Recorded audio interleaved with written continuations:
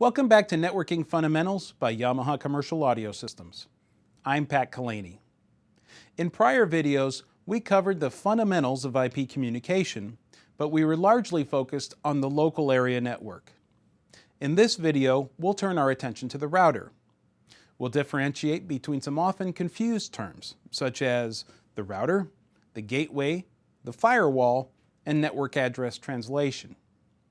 With those concepts under our belt, we'll walk through the mechanics of a few remote access methods, including the DMZ, port forwarding, and VPN. So we know the router is our bridge from the local area network to the outside world. Now, the outside world could be the internet, or it could be another network that's under our control. When we need to reach a device outside our network, we make a request to the gateway. Remember, it's like calling the operator. Operator assistance, how may I place your call?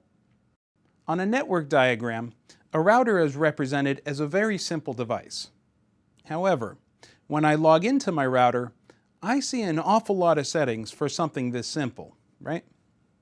Well, the diagram at the right might better demonstrate the typical home or SMB hardware router. It usually also includes a small network switch, Wi-Fi capabilities, a DHCP server, DNS relay, and maybe even VPN services. Now, to put this in perspective, let's draw an analogy to something from our industry: the digital mixer. When mixers were analog, we associated mixers with head amps, busing, and matrixing.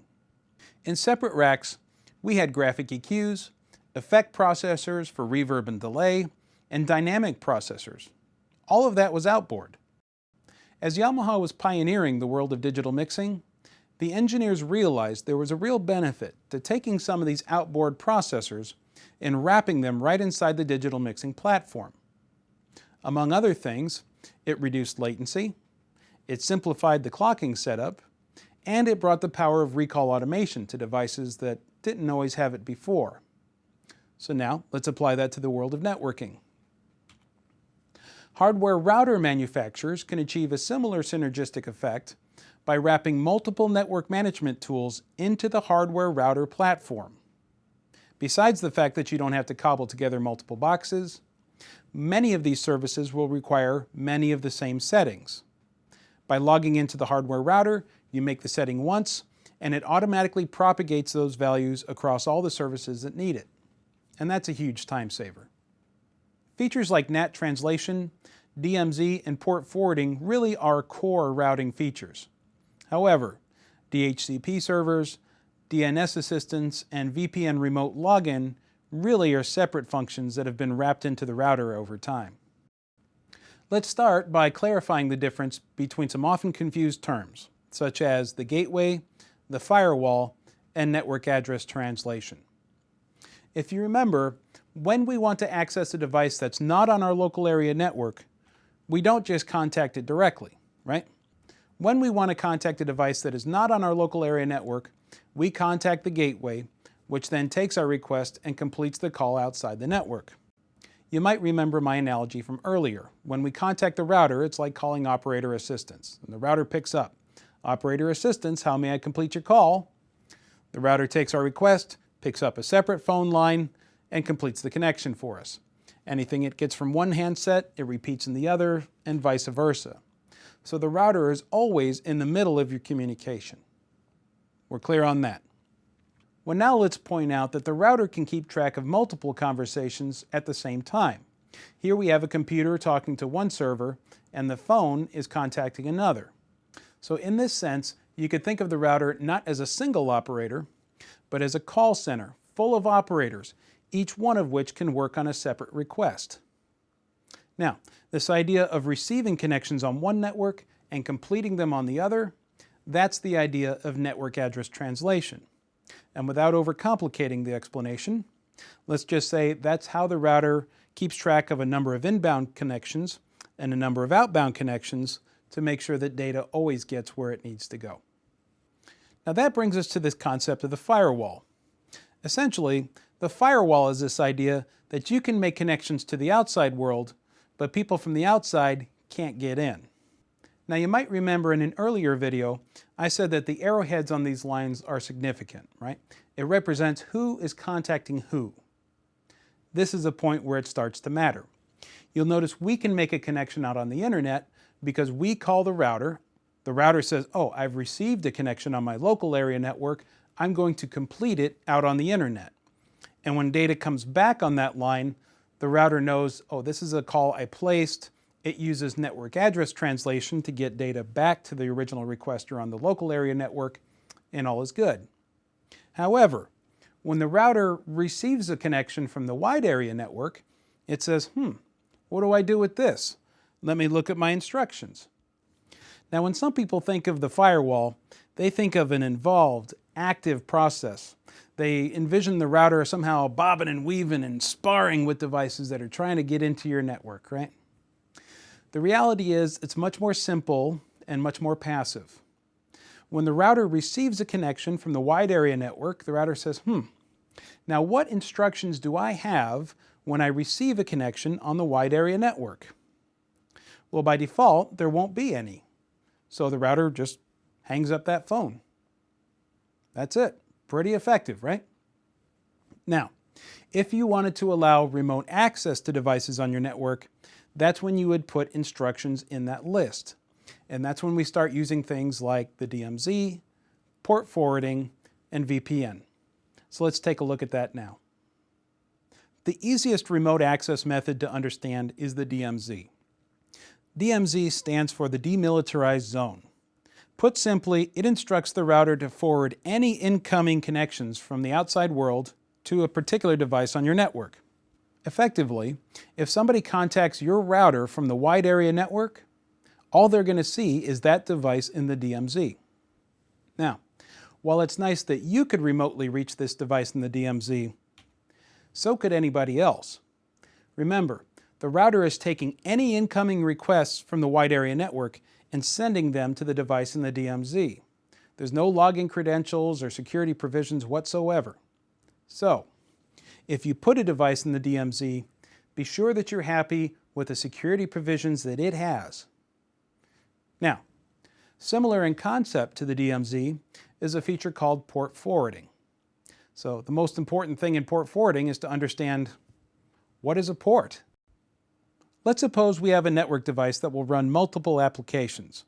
In this case, we'll use an example of an email server and a web server running on the same device. When the email client and web browser want to log in, they're both contacting the same server. So how does the server know whether the connecting device wants to check email or browse the web? The answer is that an IP connection consists not only of an IP address, but a numeric flag called a port number. In our example, we're using port 25 for the email server and port 80 for the web server. There is a standards body that establishes default values for many common protocols, but if you're in control of both ends of the communication, you could really use any port number you wanted. In fact, some IT professionals might intentionally scramble the port number for sensitive services just to confuse anybody that's trying to hack the network. When the server receives a connection from these devices, it can figure out which application to connect these requests to just by looking at the port number on the request. Now, whether you know it or not, you're using ports every time you go to a website. Let's suppose you want to go to Yamaha.com. Well, the web browser probably won't make you type Yamaha.com:80 because 80 is the default value for web servers. In fact, once the web browser takes you there, it'll probably hide the :80. Now, if you typed Yamaha.com:81, or any other number for that matter, the server hosting our website won't feed you to the web server application anymore. And so your web browser will probably show an error. In the address bar, the port number you've called out will remain with the URL so that you can see what port number you're trying to access. Now, how do we put this into practice? Well, when the router receives a connection from the outside world, the router can choose which device to send it to based on the port number. Now, there are some similarities between port forwarding and the DMZ. In both of these cases, there's no security provisions for the devices you're forwarding requests to. Again, the router is trying to be as transparent as possible in this exchange, so any security will have to be provided by the target devices. The difference between the two is that the DMZ forwards all requests to a selected device on the local area network, whereas port forwarding will only forward requests on specific port numbers.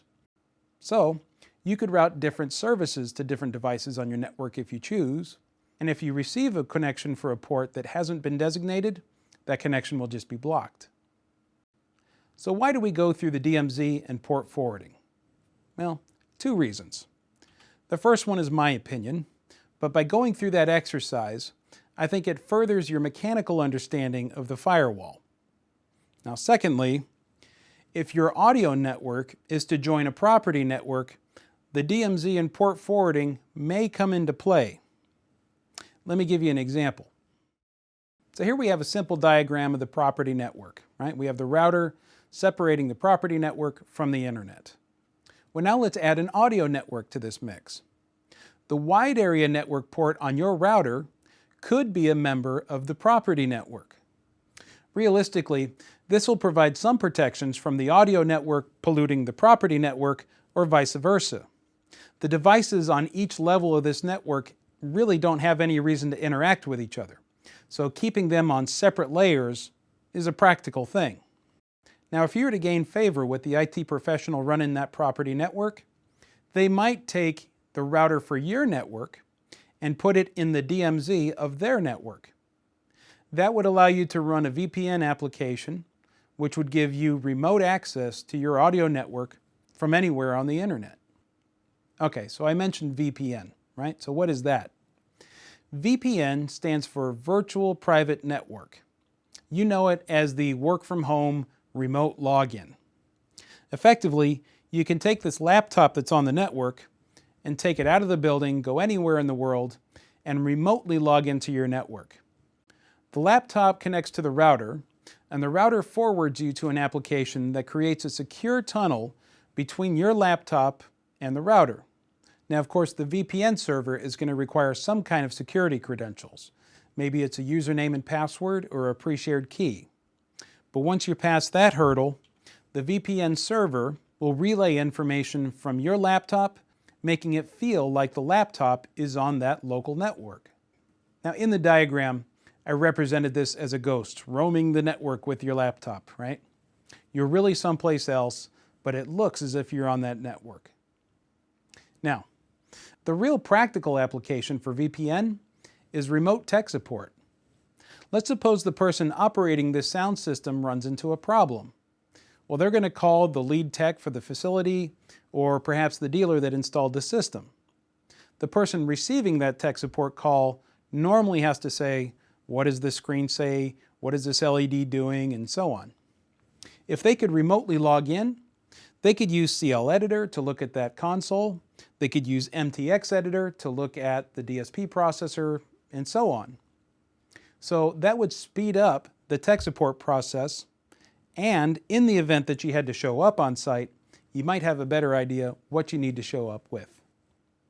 Well, that about wraps up part 1 on the router. We pointed out that most hardware routers will host multiple network management tools, not all of which are core routing functions. We differentiated between commonly confused terms, such as the router, the gateway, the firewall, and network address translation.